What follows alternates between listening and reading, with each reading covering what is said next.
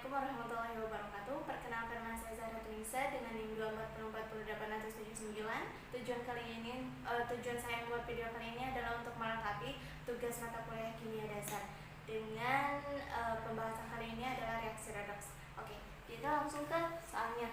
Jadi diberikan suatu kasus yang mana kasus ini berasal dari sebuah pabrik industri logam, yang mana pabrik tersebut membuang limbah-limbahnya itu tanpa difiltrasi terlebih dahulu. Nah, hingga dia mencemari sungai, yang mana sungai itu sering digunakan oleh manusia, yang mana seperti yang mencuci baju, mandi, terus untuk masak, nah gitu. Sehingga si manusia itu menyebabkan kerusakan, mengalami gangguan-gangguan seperti gangguan kerusakan ginjal, kanker, terus paru-paru, dan bahkan ke lingkungannya gitu, merusak ekosistem.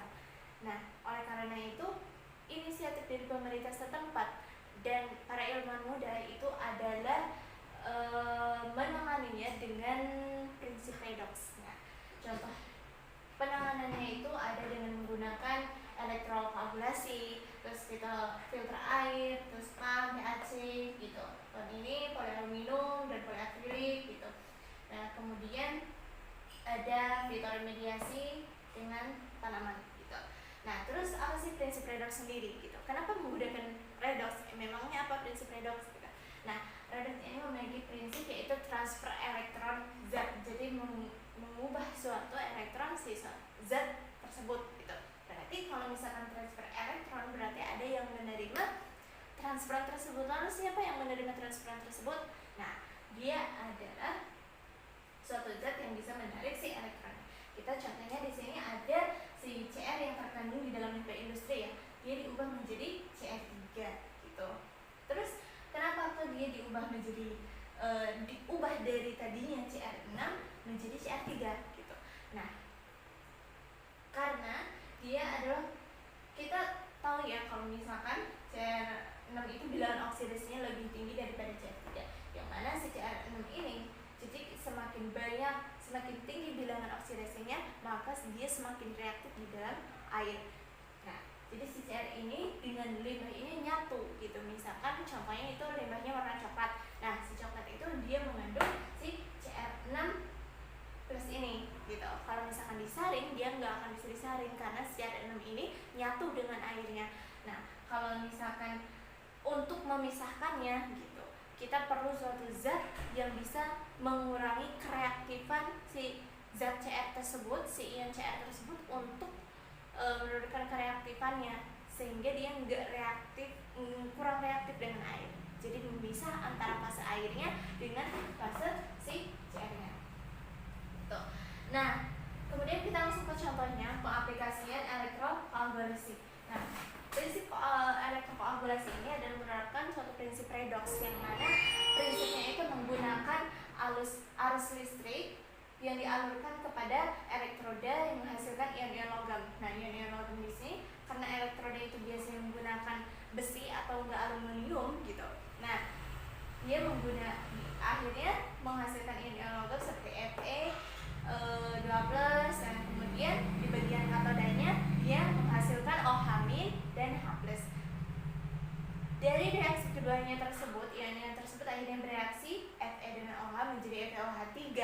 Nah, si FeOH3 inilah yang akan berperan dalam mengurangi si ion-ion yang ada pada limbah tersebut, zat-zat pada limbah tersebut. Dia dapat menarik partikel-partikel klorid atau kontaminan ataupun zat-zat lain yang ada pada limbah gitu, dengan melalui reaksi adsorpsi dan netralisasi muatan. Nah, dengan itu dia menarik zat-zat lain sehingga membentuk suatu flux ya, yaitu gumpalan-gumpalan, yang mana semakin banyak zatnya dia akan semakin membesar gitu. Nah, kalau misalkan udah membesar, karena di reaksinya itu terdapat OH- dan H+, dia akan si gelembung gas hidrogennya tersebut akan berikatan dengan flux. Nah, sehingga si fluxnya itu akan mengambang gitu. Jadi naik ke atas.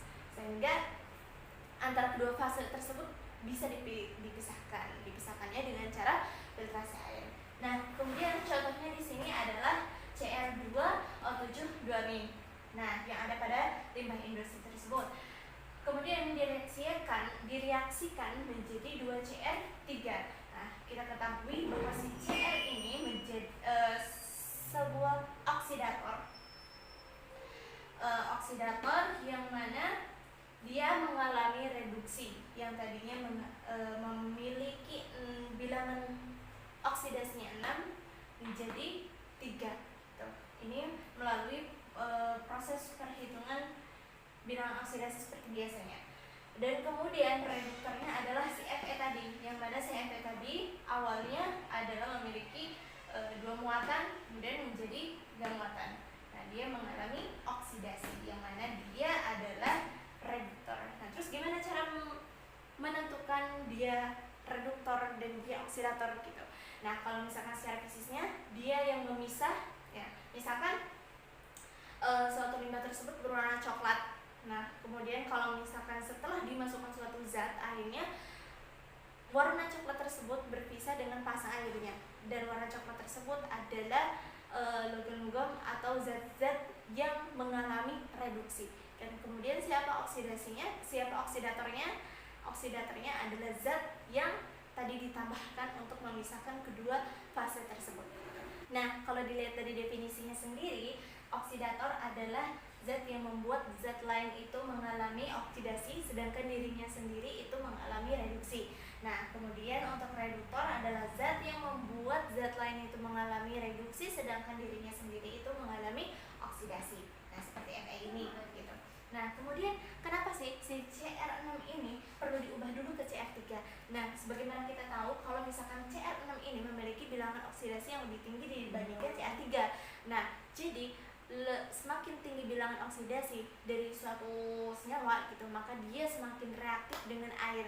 Nah, dengan kemampuannya atau reaktivitasnya yang tinggi dengan air, dia juga berpotensi untuk mengoksidasi materi-materi lain seperti biomolekul di dalam tubuh, yang mana bisa menyebabkan kerusakan-kerusakan tadi, yang ini nih, kerusakan ginjal atau kanker gitu. Nah, oleh sebab itu maka perlu diturunkannya suatu kereaktifannya dari si Cr ini.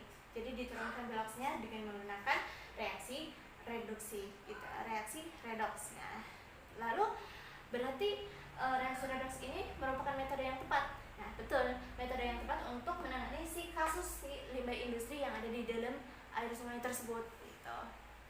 Kenapa tepat? Ya karena untuk pemisahannya dia memerlukan penurunan dari bilangan oksidasi yang tinggi ke yang rendah supaya bisa dipisahkan gitu.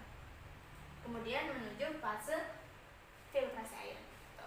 Nah, tidak hanya itu, metode reaksi redoks juga memiliki kekurangan. Yang kekurangannya itu adalah keefektivitasannya itu tergantung kepada pH, suhu, dan konsentrasinya gitu.